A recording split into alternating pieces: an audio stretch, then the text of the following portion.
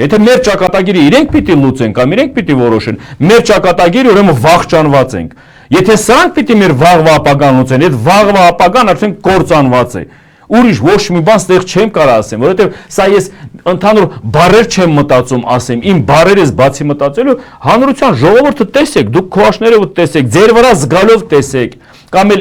վաղվա օրվա հետ կապված դուք չեք տեսնում, որ շատ լուրջ վտանգներ է մեր հետ բանանում։ Հիմա Ադրբեջանի բանը ղեկավարությունը էլի մշտական հիշեցնելով խաղաղության հիմքերը ինչի հիման վրա է լինելու, այս ինչ հարցերի լուծումը ինչի հիման վրա է լինելու, ոչ մի հարցի լուծումը մեջ չես տեսնում թե ժողովրդի շահը Հայաստանի, թե մեր երկրի շահը, ոչ միտեղ չես տեսնում։ Սրանք այսօրվա իրավիճակում իրենց փրկությունը գցել են ուրիշների վրա հույսը։ Հիմի այդ փրկությունը, այդ որ սարսափի մեջ են, գիտես ինչ սարսափի մեջ են դրանք։ Այն ավտոբուսի մեջ ուրախ բաներ էս, որ ես մենք այն Սասուն Միքայելյանն էլ կողքի նստած լուր, որևէ ռեակցիա չտվեց։ գիտակցում է ինչ է կատարում, գիտակցում է այս ինչի մեջ է անգել, գիտակցում է ում հետ է, բայց արդեն ընկել է, բայց արդեն գնացել է, որ իրան էլ չի փրկություն ունի։ Բայց այսօրվա իրավիճակում մենք տեսնելով սրանց ուրախությունը, սրանց մթնոլորտը այդ ուրախության, դուք պատկերացրեք, ինչ ուրախության առիթ կա։ Ինչ ուրախության առիթ եք տվել այս ժողովրդին կամ մեզ։